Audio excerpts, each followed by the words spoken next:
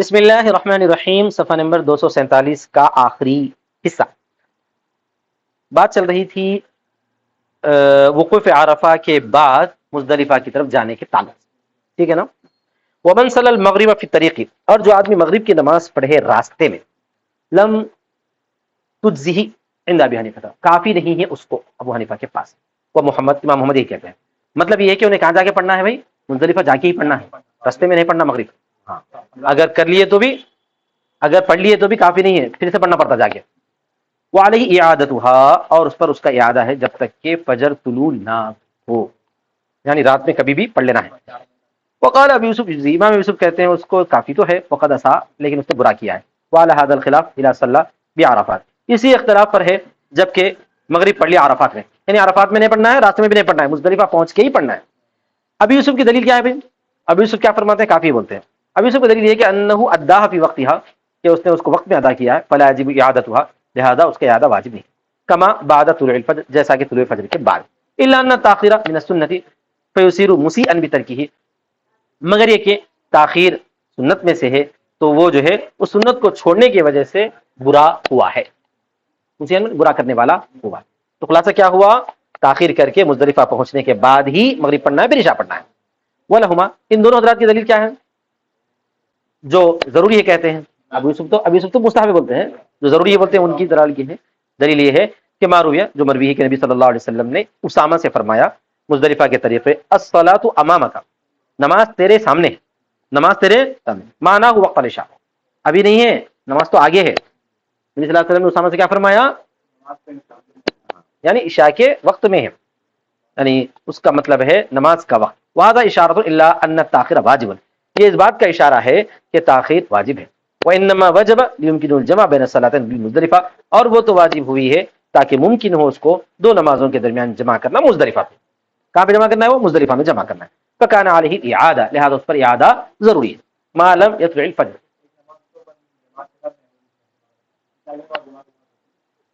پڑھ سکتے، وہ بھی الگ بھی پڑھ لے سکتے، جماعت کے ساتھ بھی پڑھ سکتے ہیں، الگ بھی پڑھ سکتے ہیں۔ جماعت کے ساتھ کا مطلب یہ ہے کہ اگر آپ کو جماعت ملی تو دونوں ایک ساتھ ملتے، اگر آپ کو جماعت ملی ہے دو ایک ساتھ نماز پڑھاتے وہاں پہ۔ اب وہاں پہ مشعر الحرام مسجد ہے، وہاں پر تو جانے کا موقع نہیں ملتا، بیچ میں جو ہے یہاں وہاں بہت سارے، بہت کھلا میدان ہے، لاکھوں لوگ رہتے ہیں نا پہ، اور جہاں موقع مل رہا وہیں نماز پڑھ لینا ہے۔ جگہ جگہ وضو کرنے کے لیے نلان رہتے ہیں، ان نلوں میں جو ہے وضو کر لینے کا رہتا، ٹھیک ہے۔ تو فکان علیہ الاعادہ، تو اس پر اعادہ ضروری ہے جب تک کہ فجر طلوع نہ ہو، تاکہ ہو جائے وہ ان دونوں کے درمیان جمع کرنے والا، اور جب فجر طلوع ہو جائے تو جمع کرنا ممکن نہیں ہے تو اعادہ ساقط ہو جاتا ہے۔ البتہ یہاں سے ایک بات یہ بتاتے ہیں کہ اگر فجر پڑھنا، اگر جو ہے پہلے سے انہیں کیا کر لیا تھا بھائی؟ مغرب پڑھ لیا تھا، اور آگے بڑھ کر کیا کرا اس نے؟ عشاء پڑھ لیا، پوری رات ویسے چلے گی، اور پڑھ لیا تھا یہاں تک کہ فجر ہو گئی، فجر ہو گئی، اب اعادہ کرنے کی ضرورت نہیں بولتے ہیں، کیونکہ بہرحال کچھ نہ کچھ انداز میں ہو تو گئی۔ لیکن اگر مزدلفہ آنے کے بعد اس کو احساس ہوا میں پہلے پڑھ لیا، غلطی کرا، تو کیا کرنا ہے؟ اعادہ کر کے پھر عشاء پڑھنا چاہیے، تو اعادہ ساقط ہو جاتا ہے۔ نہیں، وَإِذَا طَلَعَ الْفَجْرُ، اچھا یہاں تک اب کون سی بات کی؟ عرفات کا دن پورا ہو گیا، ٹھیک ہے، عرفات کا دن ہو گیا، مزدلفہ کی رات بھی پوری ہو گئی، اب صبح، اور جب فجر طلوع ہو جائے تو یصلی الامام بالناس الفجر بغلس، امام صاحب نماز پڑھائے، ابھی ہم پورا مسئلہ جو بیان کر رہے ہیں امیر حج کے لیے بیان کر رہے ہیں، ٹھیک ہے، تو امام نماز پڑھائے لوگوں کو فجر کی بغلس، یعنی اندھیرے میں، طلوع فجر کے فوراً بعد اندھیرے میں ہی نماز پڑھانا چاہیے۔ ویسے حنف کے پاس کیا ہے؟ فجر کی نماز تھوڑا اجالا کر کے پڑھنا زیادہ بہتر ہے تاکہ جماعت کثیرہ ہو۔ اب وہاں پہ کیا جماعت کثیرہ ہے چلا، پہلے سے جو ہے تو اندھیرے میں نماز پڑھا لو تاکہ جو ہے رمی جمار کے لیے جانا آسانی کے ساتھ ہو سکے، ٹھیک ہے نا صاحب۔ روایت ابن مسعود رضی اللہ تعالیٰ عنہ کی روایت ہے کہ نبی صلی اللہ علیہ وسلم نے نماز پڑھائی اس دن غلس میں، اور اس لیے کہ تغلیظ وقوف کی حاجت کو دفع کرنے کے لیے، وقوف کی حاجت کو دفع کرنے کے لیے ہے۔ تغلیظ کا مطلب کیا ہے بھائی؟ اندھیرا، اور وقوف کی حاجت کیا ہے؟ مشعر حرام میں وقوف مزدلفہ، تو جائز ہے، جیسا کہ اثر کو مقدم کرنا ہے عرفہ میں، ٹھیک ہے۔ اور وقوف کا، مزدلفہ کے وقوف کا جو اصل وقت ہے نا وہ بالکل طلوع فجر کا وقت ہے، تو اس سے پہلے کیا کرو آپ؟ طلوع فجر ہوتے ہی جلدی سے نہیں نکل جانا نہیں ہے، جلدی سے فجر پڑھ لینا ہے. طلوع فجر ہوتے ہی کیا کرنا ہے؟ جلدی سے فجر پڑھنا ہے، اس کے بعد وقوف کرنا ہے. مزدلفہ کا اصل وقوف کا ٹائم وہ تھوڑا سا ٹائم. ثم وقف مع الناس، پھر وہ وقوف کرے تو اس کے ساتھ بھی لوگ وقوف کریں. فدعا، دعا کی کرے، اس لیے کہ نبی صلی اللہ علیہ وسلم نے اس جگہ میں وقوف کی اور دعا کرتے رہے. یہاں تک روایت ہے ابن عباس رضی اللہ تعالیٰ عنہ کی حدیث ہے فاستجیب له دعاؤه لامته حتى الدماء والمظالم. تو آپ صلی اللہ علیہ وسلم کی دعا قبول کی گئی اپنی امت کے لیے، یہاں تک کہ دماء اور مظالم بھی کے بارے میں بھی قبول کر لی گئی. وہاں جو قبول آپ نے دعا کی تھی تو وہاں پر جو ہے ایک دوسرے کا خون نہ بہائے، وہ دعا قبول نہیں ہوئی تھی. لیکن یہاں پر یہ دعا بھی آپ نے کی تو اللہ تعالیٰ نے اس کو بھی قبول فرما لیا. تو سمجھ میں آ گیا نا وقوف مزدلفہ کا اصل وقت کون سا ہے؟ فوراً بعد کا ہے، طلوع فجر ہوتے ہی ہے. تو طلوع فجر ہوتے ہی نماز پڑھ لینا، اس کے بعد تھوڑی دیر تمہیں وقوف کرنا وہاں پہ. اب مسئلہ کیا رہتا معلوم ہے، بہت سارے لوگوں کو معلوم نہیں رہتا. وہ لوگ کیا کرتے، فجر پڑھتے ہی اگر وہاں فجر پڑھے بغیر نکل گئے سمجھو تو وقوف مزدلفہ چھوٹ جاتا. وہاں اگر فجر پڑھ لیے ہیں تو وقوف ہو جاتا. کیوں ہو جاتا؟ کیونکہ فجر پڑھے تو تھوڑی دیر وقت گزر گیا، نہیں گزر گیا کافی اتنا بھی ہو گیا تو کیا ادا ہو جاتا، وقوف تو ہو جاتا. یہ مطلب ہے. بہت سارے لوگ سمجھتے ہیں مزدلفہ کا وقوف جو ہے رات کا ہے سمجھتے ہیں، حالانکہ رات کا نہیں ہے، وہ طلوع فجر کا ہی ہے. طلوع فجر سے تھوڑی دیر پہلے کا بھی نہیں بلکہ عین طلوع فجر کا. ٹھیک ہے. ثم هذا الوقوف واجب عندنا وليس بركن، پھر یہ وقوف واجب ہمارے پاس اور رکن نہیں ہے. حتى لو تركه بعذر، یہاں تک کہ اگر اس کو عذر کی وجہ سے چھوڑ دیتا ہے یلزمه الدم، دم لازم ہو جاتا ہے. ہاں وجوب ہے، وجوب دم واجب ہے، دم واجب ہے. ہاں رکن نہیں ہے، یہ رکن نہیں، فرض نہیں ہے. اگر فرض ہے تو پھر دم سے بھی ادا نہیں ہوتا تھا، جیسے کہ وقوف عرفات ہے. وقال الشافعي انه رکن، امام شافعی رحمۃ اللہ علیہ رکن فرماتے ہیں، اس لیے کہ اللہ تعالیٰ کا قول ہے فاذکروا اللہ عند المشعر الحرام، تو تم ذکر کرو اللہ کا مشعر حرام کے پاس. مشعر حرام وہی وقوف مزدلفہ میں جو مسجد ہے، مسجد حرام، مسجد مشعر حرام، مسجد حرام نہیں. وہ بھی مثلی یثبت رکنیہ، اسی کے مثل رکنیہ ثابت ہوتی ہے. دلیل تو مضبوط امام شافعی کی. ہماری دلیل کیا ہے؟ معرویہ جو مروی ہے نبی صلی اللہ علیہ وسلم نے قدم ضعفۃ اہلہ باللیل، اپنے اہل کے کمزور لوگوں کو آپ صلی اللہ علیہ وسلم نے رات میں آگے بڑھا دیا تھا. ولو کان رکنا لما فعل ذلك، اگر وہ رکن نہ ہوتا، اگر وہ رکن ہوتا تو آپ صلی اللہ علیہ وسلم ایسا نہیں کرتے. کیا مطلب ہے؟ آپ صلی اللہ علیہ وسلم جو ہے جو کمزور لوگ تھے اپنے آپ صلی اللہ علیہ وسلم کے گھرانے مبارک کے، ان کو جو ہے آگے بڑھا دیے. اب یہاں پہ وقوف کرنے میں مشقت ہے، جاؤ آگے بڑھا دے کر، ہو سکتا ہے آپ نے ان کا دماغ داغ فرما دیا ہوگا. سمجھ میں آ گیا نا سب؟ وہ تو ذکر نہیں ملتا، لیکن بہرحال اس سے یہ ثابت ہو گئی بات کہ جو ہے وقوف فرض نہیں ہے. کون سے؟ وقوف مزدلفہ. اچھا انہوں نے جو پڑھی ہی ہے وہ اس کی آیت کا کیا مفہوم ہے؟ والمذکور فیما الذکر هو ليس برکن باجماع، اور وہ جس کا انہوں نے ذکر کیا ہے وہ جو ہے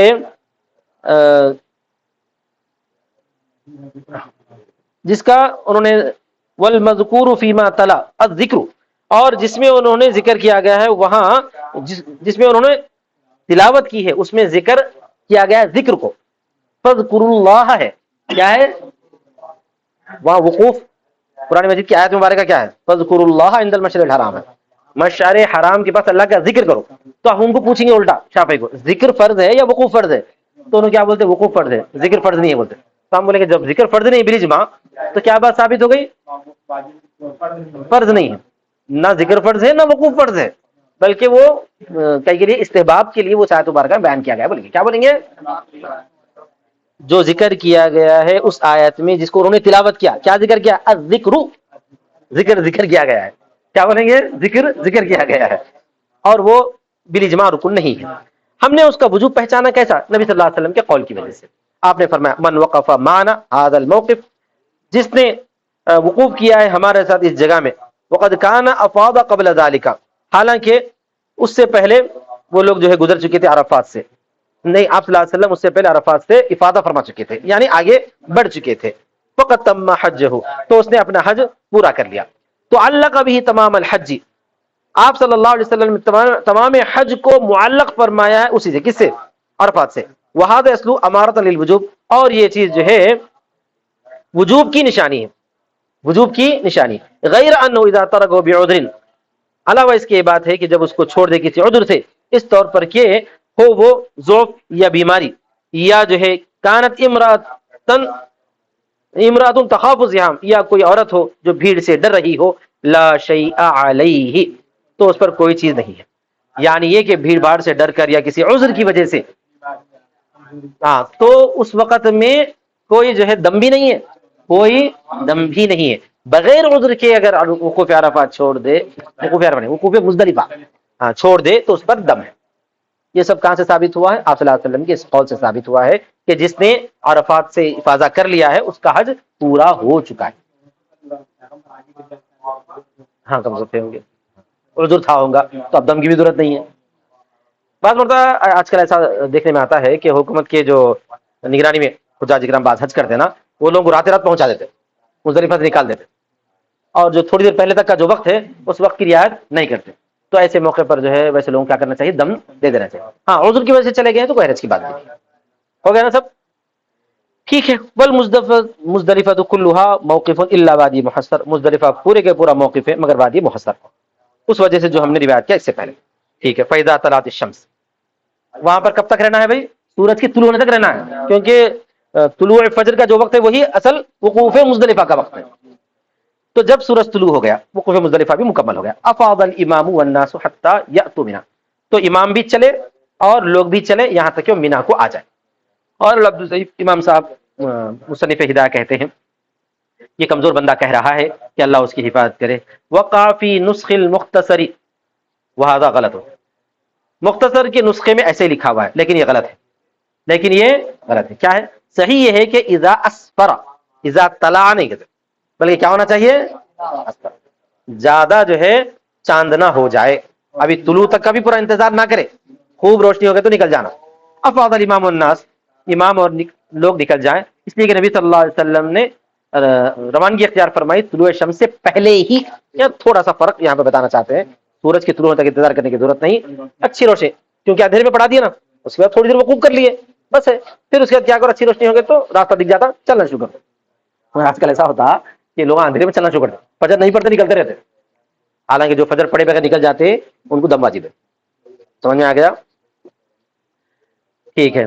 اس کے بعد کیا کرنا ہے بھائی؟ اب وہاں سے ہو گیا وقوف مزدلفہ بھی ہو گیا، سورج طلوع ہونے سے تھوڑی دیر پہلے وہاں سے چل دیے، فیبتدی بجمرۃ العقبہ، اب سیدھا جو ہے بڑے شیطان کے پاس جانا۔ کون سا؟ عرفان کرنے، تم دونوں بھی شیطان سے چل سے کہاں تھے؟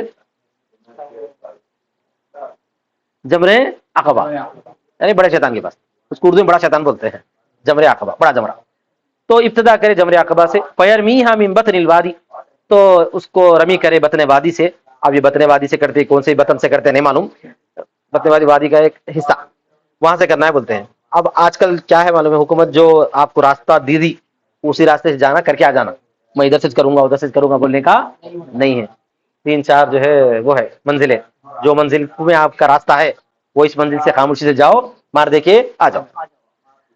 تو بطن وادی سے رمی کرے 7 کنکریاں، جیسا کہ جو ہے قذف کی کنکری کے برابر۔ قذف کس کو بولتے بھائی؟ انگشت، انگوٹھی کی کنکری کے برابر، لأن نبی صلی اللہ علیہ وسلم، چھوٹی یہ حصے کے برابر۔ فیبتدی کہا لأن نبی صلی اللہ علیہ وسلم لما اتا مینا، اس لیے کہ نبی صلی اللہ علیہ وسلم جب مینا کو تشریف لائے، لم یعرج علی شیء، کسی چیز پر نہیں چڑھے، حتی رمى جمرۃ العقبہ، یہاں تک کہ جمرے عقبہ کی آپ نے رمی فرمائی۔ اور نبی صلی اللہ علیہ وسلم نے فرمایا علیکم بحصى الحذف، خذف تم پر جو ہے خذف کے کنکریوں کے برابر ہے، لا یؤذی بعضکم بعضا، تم میں سے بعض پہ جو ہے تکلیف نہ دے، تم میں سے بعض کو تکلیف نہ دے۔ اب لوگ کیا سمجھتے ہیں وہاں شیطان ہے سمجھ کے پتھر لے کے چپل لے کے مار رہے ہیں، گھوم گھوم کے مار رہے ہیں، یہ سب بیوقوفی ہے، ایسا نہیں کرنا۔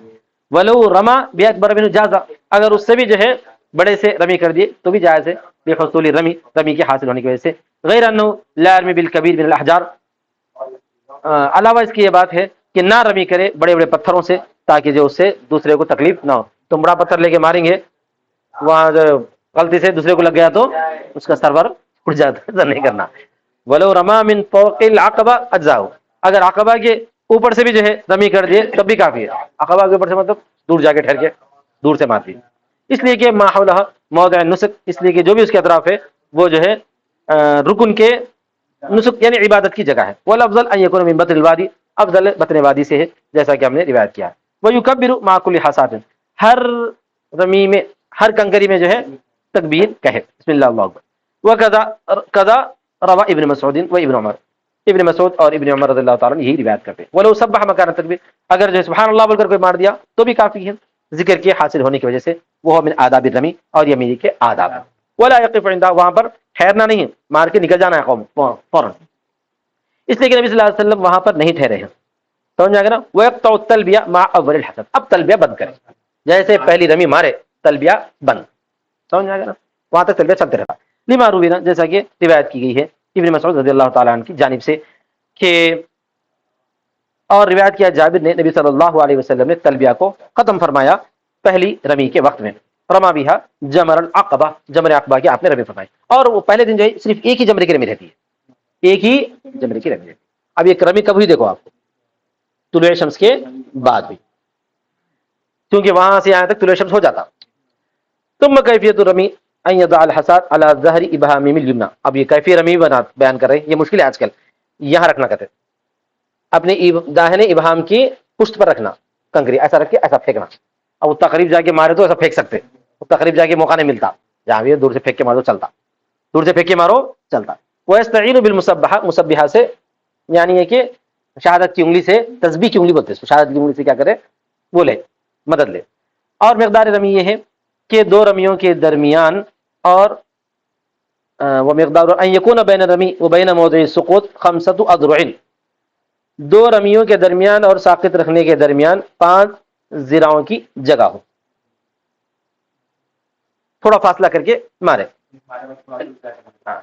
مقدار رمی ان یکون بین رمی بین موضع سقوط 5 اذرع، سقوط کی جگہ اور رمی کی جگہ میں 5 ذراعوں کا موقع رہے، اتنا ٹھہر ٹھہر کے مارنا، فٹ فٹ فٹ میں مارنا، تھوڑا سا رک کے مارنا بولے ایسا.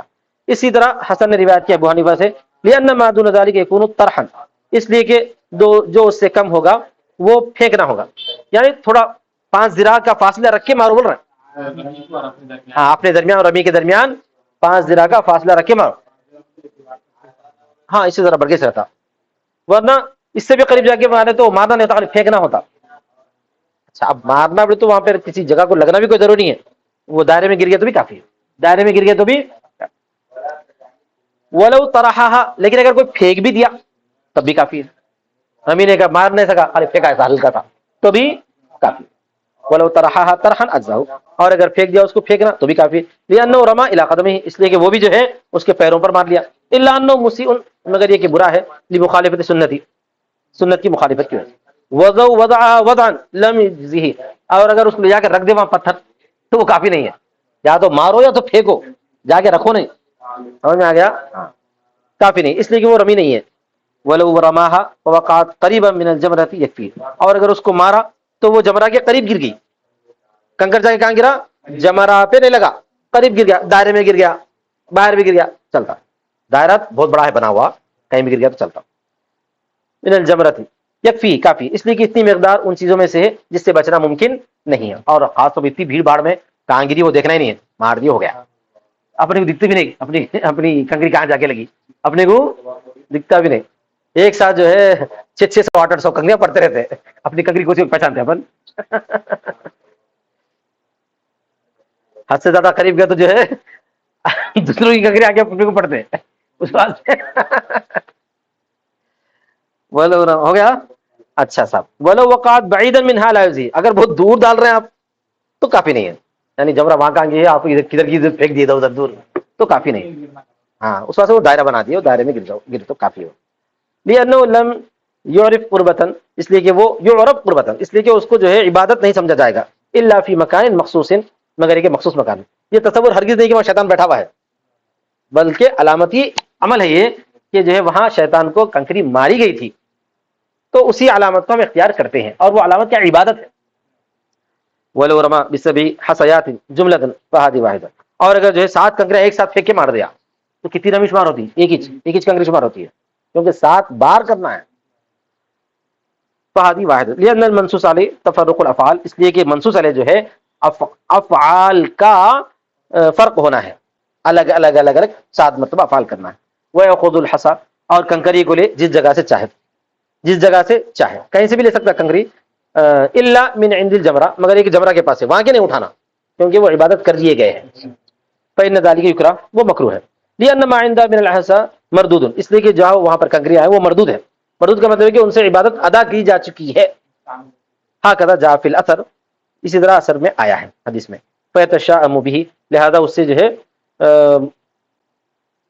اس کو برا سمجھا جائے گا، وما هذا لو فعل اجزأه، اس کے باوجود اگر اس نے کر دیا تو کافی ہے، لوجود فعل رمی، فعل رمی کے پائے جانے کی وجہ سے، ويجوز رمی بكل ما كان من اجزاء الارض، اور رمی جائز ہے ہر اس چیز سے جو زمین کے اجزاء سے ہو، کنکری سے مارو، ڈھیلے سے مارو، مٹی سے مارو، کس سے بھی، مٹی سے مطلب پاؤڈر سے نہیں، مٹی کا مدہ بنا کے، ہمارے پاس امام شافعی کا اختلاف ہے، اس لیے کہ مقصود فعل رمی، یہ ہماری دلیل ہے، فعل رمی مقصود ہے، اور وہ مٹی سے بھی حاصل ہو جاتے ہیں جیسا کہ پتھر سے بھی حاصل ہو جاتا ہے، بخلاف ما اذا رمى بالذهب او الفضه، بخلاف صورت کی جب کہ سونے چاندی سے مار رہے ہیں، تو لانه يسمى نثرا لا رميا، اس وقت اس کو کیا نام رکھا جائے گا، نثر نام رکھا جائے گا، بکھیرنا، برسانا سمجھیں گے اس کو، مارنا نہیں، آپ بولے گلدستے سے مارتا ہوں میں، تو وہ مارنا ہے کیا، وہ نہیں ہے، پھول برساؤ میرا محبوب، واخر دعوانا الحمدللہ رب العالمین، چلو